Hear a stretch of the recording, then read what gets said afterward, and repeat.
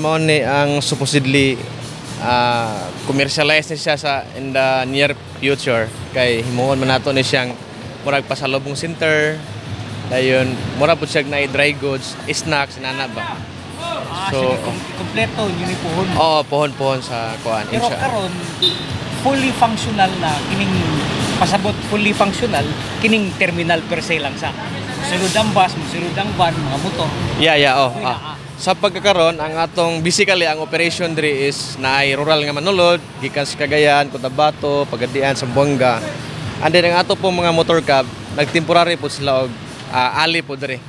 Pero katurang mga with franchise ang gipasulo nato diri sir. Kini mo na ni siya kini sa likod. Kananda sir. Asam di garuta sa gasa. Kasagaran nila depende sa pasahero. Walay pili na sila. Walay pili. Naay mga estudyante patud sa eskwelahan, napo iban sa market nato sa sentro nga bahin. Ang uban City Hall. Sir Bert, since you assumed office as economic enterprise head, unsay contribution ini karon in terms of income sa syudad? How is it so far? So far sa among pag-assess dire sa atong bag-ong terminal gid no, nakita namo as we observe sa among financial statement nga gi-present ni Mayor Ben. Nakita nato sir nga ga-contribute gid siya og income generating kay siya. Nakatabang gid siya sa atong revenue nga ming increase. Percentage wise mga pila ka? Compared sa ato ang old terminal, ming times 3 ang iyang income nga na-generate diri. Tungod sa daghan kayong bus nga gasulod. Kato day sa una, wala to, bulag-bulag dito.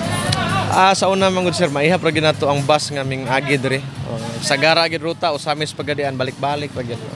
Karon lagyo na kay giabot na nay Cagayan to Zamboanga, nay Cagayan to Dipolog, so nanapoy Cotabato to Dipolog so inana ang kuan. Operations wise giunsa nimo ni pag-project? Dili gid pud ni sa pag kuan nato sir, dili gid pud ni makita nato ang output kung wala gid pud ang guidance sa ato ang yanong mayor. Siya gid ang naggiya pud namo diri uban sa mga city officials nato. Nila vice mayor o sa mga konsyel. Sila gid tanan ang guide pud nato diri nga may nani siya. Puhon unsay mahitabo kini mga buildings nga kamulong gipang develop. Unsay dagway? Nag-target man tang uban sa pagdumala ni Mayor Ben o sa mga city officials ang ilang gi-aim gyud diri sa terminal nga naay public market, naay mga commercial building. Basta ang ilang objectives is mabibo gid diri dapita. Gawas nga natay Center of Economics sa atong courtyard kay didto man pud pohon ang kuano. So diri pod ato pang gi-develop siya as new kuan ba, new area o commercial area nga mag-contribute og income sa atong syudad. Unsay as bag-ong gi-appoint nga economic enterprise head, unsay challenges nakita nimo? Kung makikontra dagan kung challenges lang dagan sir. Challenge kay ning kag market, masahan kag terminal kay dili man gud tanan ma-please gyud nimo. So scope actually sa ina apil ni merkado terminal yes, sir. Unsa pa nga ba tanang enterprise nga under sa syudad nato tanan nga mga establishment nga ga-generate og income sa syudad apil sa ato bugat-bugat sa in the sense nga daghan man gud nga lain-lain mga kinaya ang mga tawo nga mga occupant nato, mga vendors, mga drivers. So kailangan kita mo adjust pero pasalamat pud ko ni Mayor Ben kay tungod sa una ang Ginoo mura pog maka-relate ra pud ta ba nga ma-apply gid pud nato sa atong personal nga kinabuhi kay ang akong gipangayo ra man gid kanunay sa taas nga sa Dios nga ang atong patience mo taas gid perseverance kay sama ingon ani mga klase sa atong opisina gihandulan medyo kailangan kag taas perseverance. Along that line, unsay hangyo nimo sa mga vendors nato, mga okupante dinhi, of course ang publiko nga musud gawa sa terminal? Ako lang siguro nga wala man gyud problema, open man ang atong terminal gid sir. Maskin bisag kinsa gid kay sama sa giingon ni Mayor nga wala tay pili serbisyohan gikan sa bata, tigulang, PWD, tanan bisan pa og kanang medyo kulang-kulang og gamay sa paminsar ato ging giatiman diri. I-accommodate ginato kay si Mayor ang yung pagdumala is kuan gid siya equal gid ang pagdumala sa tanan sir. Mao po na among kuan diri nga open gini siya nga terminal sa publiko. Karon lang sa pagkakaron nga medyo napatay mga kulang-kulang kay ang atong mga karsada medyo gitrabaho pa kamulo pa on process pa ba ang kuan. Ongoing pa ang construction sa atong karsada. Pero at least ang complement is ang city is growing kay for the past years wa man og laktoron tani binugoyon patay maning lugar di ba? Wala gini sa first nga lingkod ni Mayor Ben ang kining lugar is kuan sir kanang kagulangan bukid gini siya. Basically kining atong gibarugan karon mga dagkok ing kahoy diri. Pero tungod sa si Mayor Ben manggod is usa ka visionary pud siya nga kuan. So nakita niya diri nga naay potensyal ang lugar nga pwede mahimong bibuhon sama sa Cagayan nga ang market ug ang terminal distance gina siya mao mo gani ideal gyud nga ang terminal layo-layo jute sa atong city proper o sa market kay gumikan dagko kay mga bus manggod delikado pud siya kung adto sa sentrong bahin. Motong sa una kung mabantayan nimo ang sentro katong inyong courtyard ang gimong terminal apike gid siya. Oo didto apike gid mi didto kay gawas nga gamay ang terminal napo dito ang bagsakan area masande so ang maninda diya sa kalsada lagmit sila maligsan ba. Sige. Unsay preparasyon in full swing ang Panggilbay Bridge tao sud gawas kargo negosyo unsay adjustment ninyo?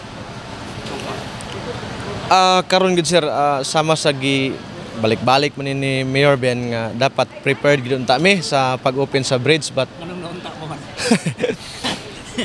Tungod pod sa mga challenges sa panahon pod nga wala gid maapas pod. Actually naningkamot og mayo ang atong mga city officials. Pinanguluhan pod na ni Mayor Ben og uban gid pod sa pag-guide pod ni Gob Waminal og ni Kong Ando. So ilag yung gibuhat ang tanan but tungod kay sa pagsugod sa bridge dili pa manggod lahi manggod ang nagdumala sa una sa panahon sa Tanggob so lahi pa ang mga city officials so, wala kayo na pangandami ang mga ingunani nga mga wala nila ma-anticipate ba nga maghimog terminal nga dako tungod kay pag mo-open ang bridge daghan gyud possibility nga musulod na ang mga laing ruta diri. Munigay mo nimong hagit. Hagit sa kuan ba sa pagdumala dayon karon sa ang target man gud ni Mayor Ben o sa atong city officials nga puhon-puhon in the long run mga 2 years from now 3 years from now nanay mo bus nga mo biyahe diri Pasay to kuan to Paluson na ba ta kabalo basta kay mo na siya sir kay diri man gud ang pinaka ang nahitabo karon sa atong terminal kita ang murag center sa diri sa atong area sa Northern Mindanao kay gumikan tunga ta sa Lanao tunga ta sa Dilsur Zamboanga tunga-tunga budta sa Zamboanga del Norte o Zamboanga del Sur so muratag nahimo center of kuan. Pati mong gingon ba nga nanibay Zamboanga street. Nana sir. Actually Cagayan to Zamboanga moagi na diri. Aircon o kanang non-aircon ang bus nga moagi. Hopefully katong giingon ni Mayor Ben nga iyang pangandoy nga in the long run 2 years from now siguro nanay Luzon nga maabot diri nga bus. Mao po na ang gipangandoy gid pod namong Tanggubanon. Kay dili man ta ka-afford sa eroplano, dili ta ka-afford sa barko, basin diri sa bus. Oo. So with that, thank you sa time and then ang amo lang is asa pwede mas makatabang in terms of kanang info dissemination para pod makita na to nga ang Tanggob galihok. Siguro sa akong lantaw through mga trusted na to nga media like you sir nga sa imuha usapon ni nga pasalamat minimo nga gihatagan minimo kay gayon no nga mapaabot pod sa mga tao pinaagi sa imong istasyon sa TV o sa radyo nga makapaabot po mi sa among operation dire sa among kadaadlaw ni namo dire nga serbisyo sa Tanggob ba. So ikaduha kanang sa Facebook, social media so usap po na siya nga makatabang pod sa nga ma-deliver sa mga tao kung unsa gid ang serbisyo nato dire sa terminal. Dahil murag kumisgo to problema sa ha. Pero so far sige lang specific management ini nila giunsa man ninyo ni nga mausa lang gigi kapunungan o unsay lakaw? Kini sa atong transport dire sa kuan. Pasalamat pug kuan kay wala kay ko galisod na pag-arrange dire sa mga motor cab. Gumikan kay nana sila organisasyon daan. So ubos po na sa pagdumala ni Konsehal Mulik del Socorro. Siya man gud ang sa transport committee chairman ana. Pag-abot na mo dire, ming-connect lang ko niya nga kinsay mga grupo sa imuhang organisasyon ang pasudlo nato dire. So ming advice siya uban pod sa mga presidente sa mga motor. Katurag yung na-franchise. So ang nakasulod dire basically ang katurag yung legal nga kuan, official gyud nga na-franchise sa atong syudad. No, para ani karon baga ulan. So katong gingon nimo na pay canopy, trabaho nun pa, roofing type. Infrastructure kuan concern. Usa na pud na sa 1-year plan nga gikuan ni Mayor Ben nga hopefully by next year ma-fully kuan na gini siya. Kanang nanay canopy diri then ma-full na gid siya. So tungod pud sa tabang sa atong gobernador nga si Gov Waminal, ni Kung Ando, ni Mayor Ben o sa city officials, hopefully next year mahuman gini siya. Ma-plaster gini siya. Mao man ni pangandoy sa Tanggubanon nga ang terminal gyud fully kuan gid siya, mahuman gid siya ba. Tempa. Unsay mahitabo tong terminal nyo dito? Ang karon ang nahitabo dito wala na gid siya ga function actually. Ang na pull dito is ang mga bagsakan area nato na dito nato temporary gibutang kanang sa tabo din nato ba dito nato gipuli sa terminal sa una Saturday Sunday sir.